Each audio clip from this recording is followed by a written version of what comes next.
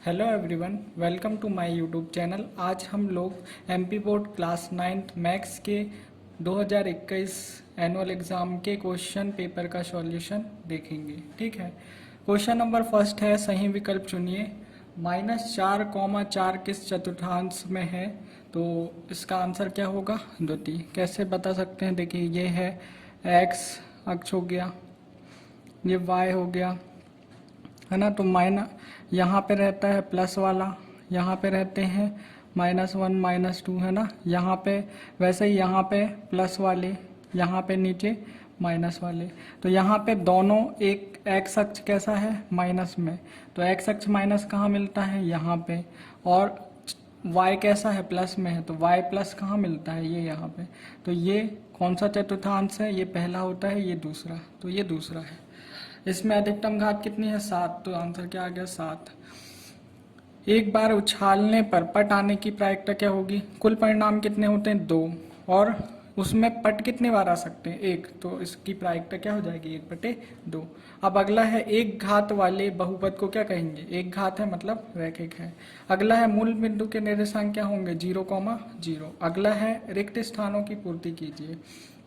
9 सही 1/2 का मान क्या होगा? देखिए, जो 9 है उसको मैं कैसे लिख सकता हूँ? 3 गुणा 3, और बाहर क्या लगा हुआ है? 1/2, यानी 3 की घात 2, यानी 1/2 बाहर। तो 2 से 2 कट गया, क्या मिलेगा? आंसर 3। ठीक है। अगला है, 0.19 किलोमीटर को हमको चेंज करना है मीटर में। तो हम जानते हैं कि 1 किलोमीटर बराबर कितना होता है? 1000 मीटर। तो हमें क्या करना पड़ेगा? इसमें 1000 का गुणा करेंगे। तो जब ये इसमें 1000 का गुणा करेंगे तो हमें क्या मिलेगा? 190 मीटर। ठीक है। इसी तरीके से अब अगला क्वेश्चन है कि 2 + 2 है और फिर भागित 2 बराबर कितना होगा? 3। सबसे पहले हम क्या करेंगे? इसमें बॉड मास जो है वो अप्लाई होगा, है ना। तो पहले क्या होगा? डिवीजन होगा। तो 2 में 2 का भाग जाएगा तो क्या जाएगा? 1। और यहाँ 1 आ गया। 2 + 1 बराबर 3। अगला है 1/2 भागित 1/2। तो 1/2 और ये बटे में 1/2। तो 1/2 गुणा ये ऊपर आएगा तो 2 ऊपर चला जाएगा और 1 नीचे जाएगा। तो 2 से 2 कट जाएगा। आंसर क्या? 1। इसी तरीके से 4/3 - 1/2। तो यहाँ पे क्या करेंगे? 3 और 2 का एलसीएम लेंगे तो क्या आएगा? 6। फिर 6 में 3 का भाग देंगे तो कितना आएगा? 2। फिर 2 में 4 का गुणा करेंगे तो क्या आएगा? 8। माइनस माइनस है तो माइनस। 2 में 6 इसमें भाग देंगे तो कितना आ गया? 3। फिर 3 का ऊपर गुणा करेंगे तो क्या आ गया? 3। ठीक है। इस तरीके से 8 में से 3 गया तो क्या बचेगा? 5/6। अगला है, सत्य असत्य।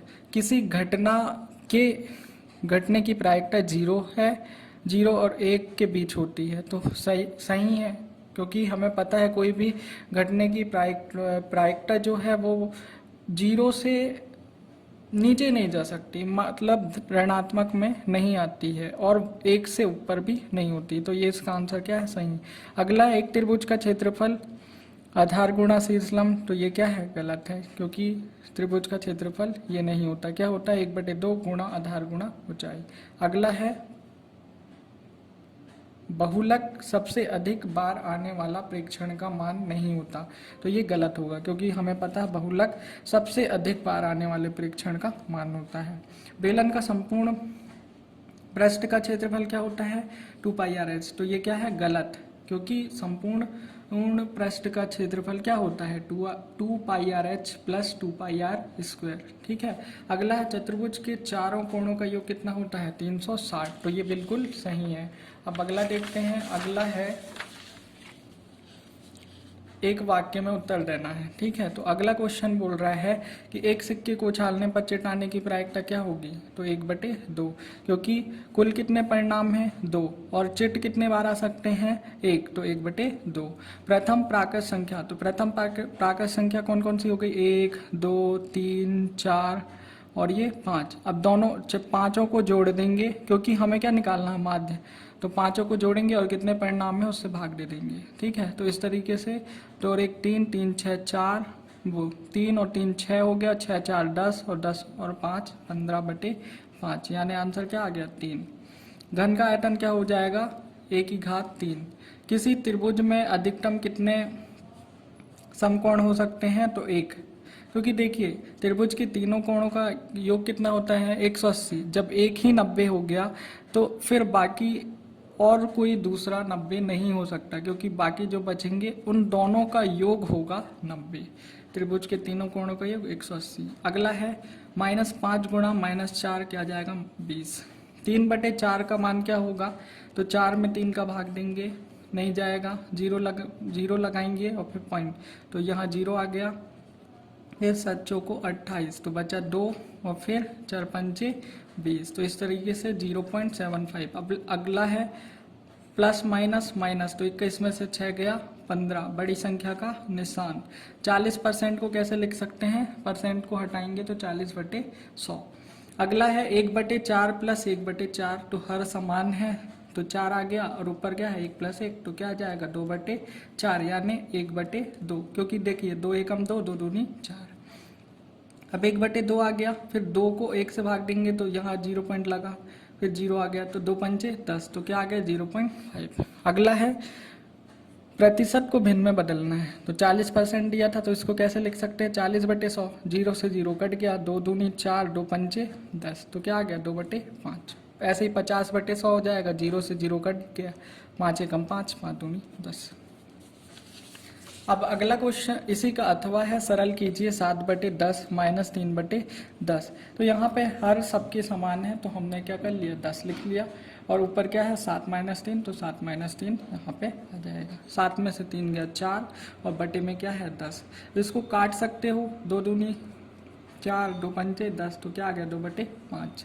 इस तरीके से यहाँ पे भी 8 बटे में जाएगा, 1 + 3 हो जाएगा, तो ये क्या हो जाएगा 4/8। ठीक है, तो 4 से कट सकता है, 4 एकम 4, 4 दूनी 8, तो इसका आंसर क्या हो जाएगा 1/2। अगला है बिंदु दिया हुआ है और उसमें हमको क्या क्या बताना है, एक तो भुज बताना है, कोटि बताना है, और ये किस चतुर्थांश में है वो बताना है। तो भुज क्या होता है पहला वाला, तो भुज क्या हो गया 3, कोटि क्या है 4। ठीक है, अब इसका चतुर्थांश बताना है, तो आप अच्छे से देख लीजिए कि यहाँ पे ये एक्स अक्ष हो गया, इधर पे पॉजिटिव वैल्यू रहती है, इधर पे माइनस, वाई अक्ष में इधर पॉजिटिव ऊपर और नीचे क्या होती हैं ऋणात्मक। तो अब यहाँ पे पहला पॉइंट क्या है 3, तो एक्स अक्ष पॉजिटिव में कहाँ मिलेगा, वो यहाँ मिल गया। वाई में देखिए ये भी पॉजिटिव, तो ये वाई कहाँ मिलेगा, यहाँ पे मिलेगा। तो इसको जब मिलाएंगे तो ये पॉइंट हमको मिलेगा 3,4। ये कौन से चतुर्थांश में है, फर्स्ट। ठीक है, पहला दूसरा तीसरा चौथा, सॉरी पहला दूसरा तीसरा चौथा, ये 4 होते हैं, तो हमारा पॉइंट कहाँ है फर्स्ट में। तो आप चित्र बनाना चाहें तो बना सकते हैं, वरना ये आ जाएगा कि यह फर्स्ट चतुर्थांश में स्थित होगा।